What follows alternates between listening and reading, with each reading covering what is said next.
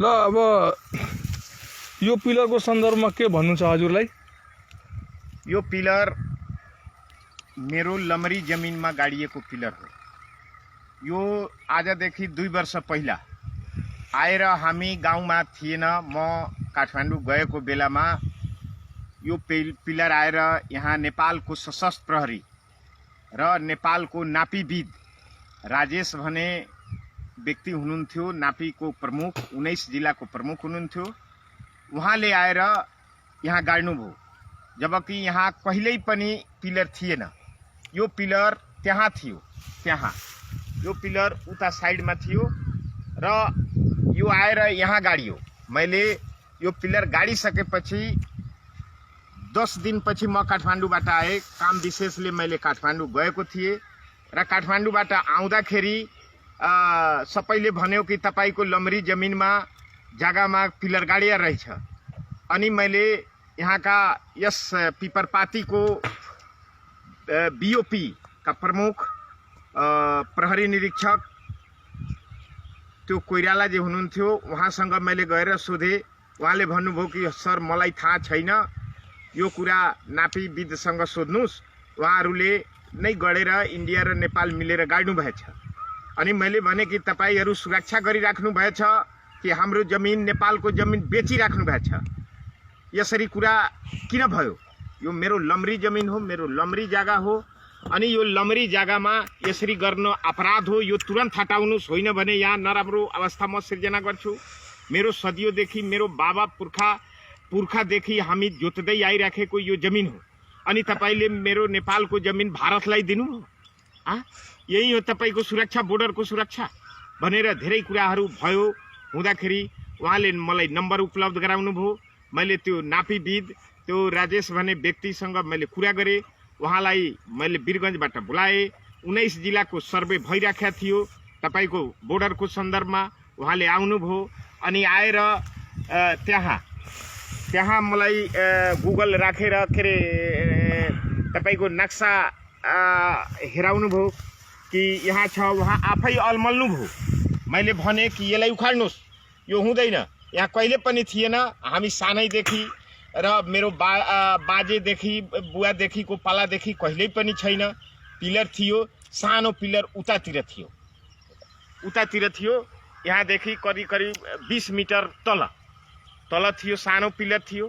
र त्यो सानो पिलर यहाँ कसरी आयो हामी आफै आश्चर्यचकित छौँ।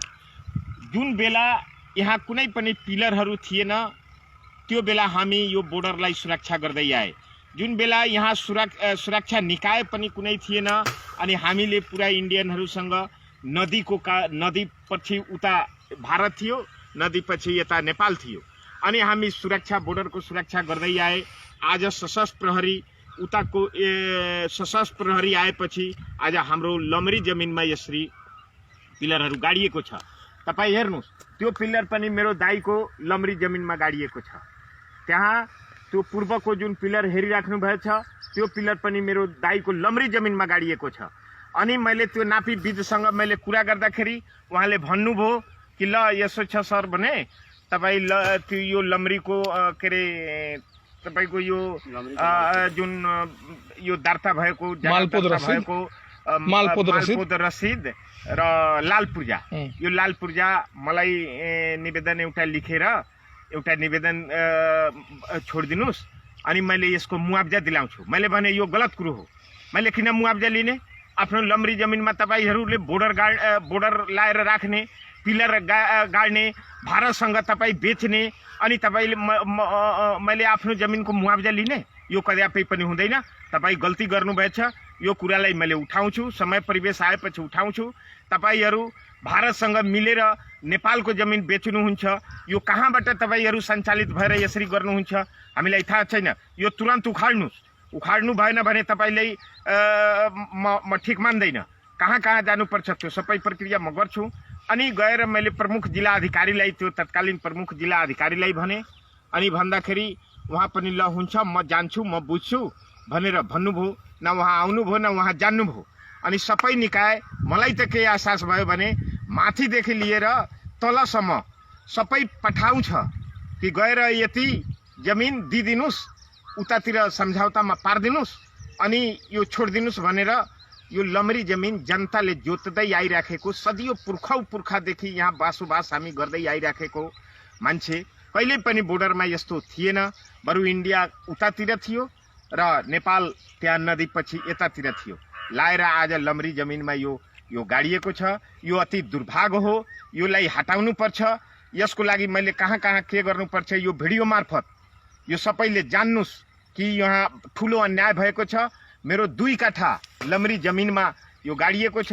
पछि मैले जान्दै जाँदाखेरि कि यस्तो महिमा मात्रै भएछ कि अरूमा पनि भएको छ, त मेरो दाइ लगायत त्यो अरू अन्य मान्छेमा पनि यो लमरी जमिनमा गाडिएको छ र 12 जिल्लाभरिमा 37 हेक्टर जमिन लमरीमा पारिएको छ।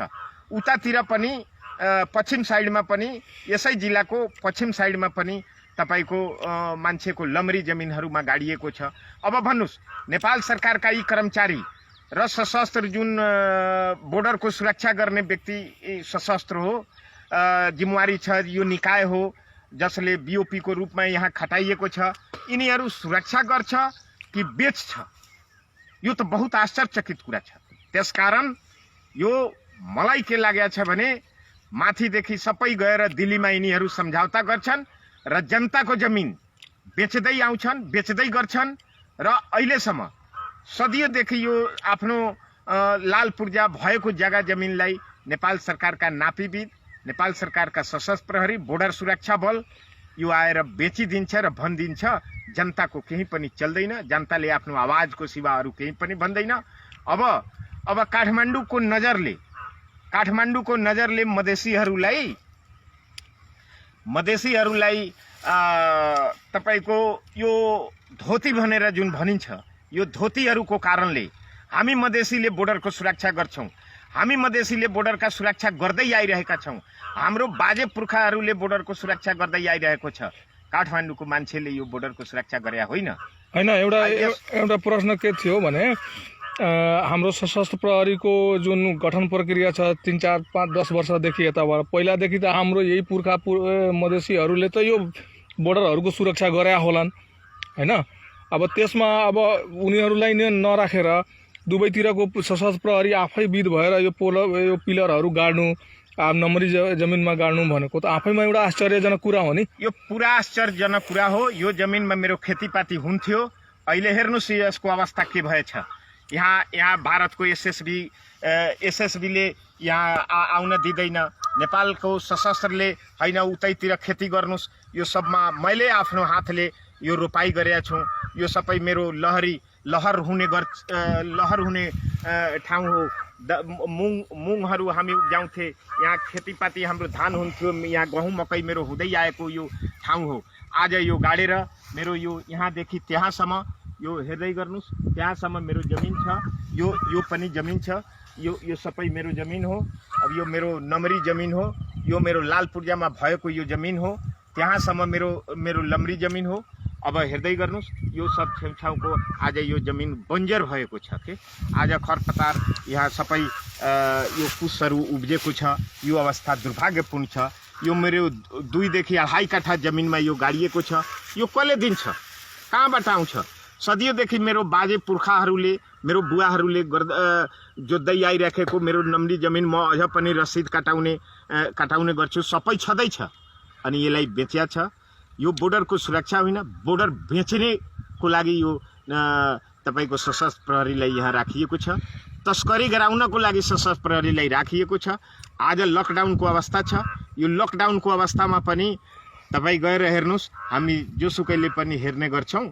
यो साइडबाट तस्करीहरू भइराखेका हुन्छ के। यो बोर्डरबाट तस्करी गराउँछ, त्यसको लागि हुन्छ। एसएसबी उताबाट पेल्छ अनि हाम्रो सशस्त्र प्रहरी कुई गएर भाग्ने गर्छ के। यस्तो अवस्था हो के। आज भर्खरै तपाईको केही दिन पहिला यो तपाईको कवही स्वर्ण गाउँपालिकाको कवही भन्ने ठाउँको तपाईको त्यो ठाउँमा भारतीय एसएसबीले आएर हाम्रो सशस्त्र प्रहरीमाथि दुर्व्यवहार गरेका थियो। अनि त्यो दुर्व्यवहारमा यही मधेसीहरू गएर एसएसबीहरूलाई, भारतीय एसएसबीहरूलाई, सुरक्षा बललाई लखेट्यो अनि लखेटेर हाम्रो नेपालको सशस्त्र प्रहरीलाई सुरक्षा प्रदान गर्यो के अनि बचायो। त्यसकारण हाम्रो के छ भने यहाँ हाम्रो हामीले यो बोर्डरको सुरक्षा गर्ने गरेका छौँ, हामीले आवाज उठाउने गरेका छौँ। काठमाडौँमा मात्रै झन्डा फरफराएर मेरा साथीहरू, मेरा देशका नेपाली नागरिकहरू, नेपाली दाजुभाइहरूले काम चल्दैन। बोर्डरको सुरक्षा हामी मधेसीले गरेका छौँ, गर्दै आइरहेछौँ। यसको अझ पनि आवाज मैले उठाइरहेछौँ, आवाज उठाउँदै आइरहेछौँ। मेरो यो पीडा हो। म यो पीडा अब कसलाई यो भिडियो मार्फत तपाईको यो जुन यो कुरा गर्दै हुनुहुन्छ, यो भिडियो मार्फत मैले आफ्नो दुःख पोख्दैछु। यो सम्बन्धित निकायसम्म पुगोस् र यसको सन्दर्भमा यो पिलर नम्बर 363/16 को सन्दर्भमा पुनः सम्बन्धित निकायले विचार गर्नुपर्छ। यो पिलर यहाँबाट हटाउनुपर्छ। यो हटेन भने आउँदो दिनमा यसको नराम्रो प्रभाव पर्छ। मैले आफ्नो दुःखहरू ठाउँ ठाउँमा म राख्छु, सम्बन्धित निकायसम्म पुगाउँछु। आवश्यकता पर्यो भने काठमाडौँसम्म पनि मैले कुरा गर्छु। प्रमुख जिल्ला अधिकारी समेतलाई मैले तत्कालीन भनिसकेका छौँ। त्यहाँका एसपी, सशस्त्र प्रहरीका एसपी समेतलाई तत्कालीन मैले भनिसकेका छौँ, तर कसैले यसको सन्दर्भमा सुनेन। यो हो, हामी मधेसीले यसको सुरक्षा गर्छौँ, हामी यसको पीडित छौँ। हाम्रो जग्गा जमिन पुर्खौँदेखि जोत्दै आइरहेको जग्गा जमिन, नमरी जमिन, लाल पूर्जामा भएको जमिनलाई नेपाल सरकारले बेच्दै आइरहेको छ। मेरो ठम्याइ यही हो। अरू यो पीडा मैले पीडैले अहिले भरेको छु। यति हो के। हस् त, धन्यवाद। अब हाम्रो यो जुन तपाईहरू यो भिडियो मार्फत हेर्दै हुनुहुन्छ, यो जति पनि यो रुखको उतासम्मको जमिन चाहिँ पहिला नेपालले हक दाबी गर्दै आएको र पहिला पनि पिलर उतादेखि अब नयाँको सन्दर्भमा पिलर यो यहाँ आएर गाडिएको छ 2 वर्ष यता। जुन कुरा एकदमै यस्तो त लाखौँ हाम्रो जमिनहरू पूर्वदेखि लिएर पश्चिमसम्मको जम्मै जमिनहरू अहिले नयाँको 2 वर्ष यता पिलर गाडेकोमा इन्डियाले कब्जा गरिरहेकोमा धेरै दुःख पनि छ। हस् त, यो भिडियो मार्फत सम्बन्धित निकायमा पुगोस् र नेपालको जमिन, नेपालको सार्वभौम सत्तामाथि कुनै पनि देशले यस्तो नगरोस् भन्ने हजुर माझ अपेक्षा राखेको छु। धन्यवाद।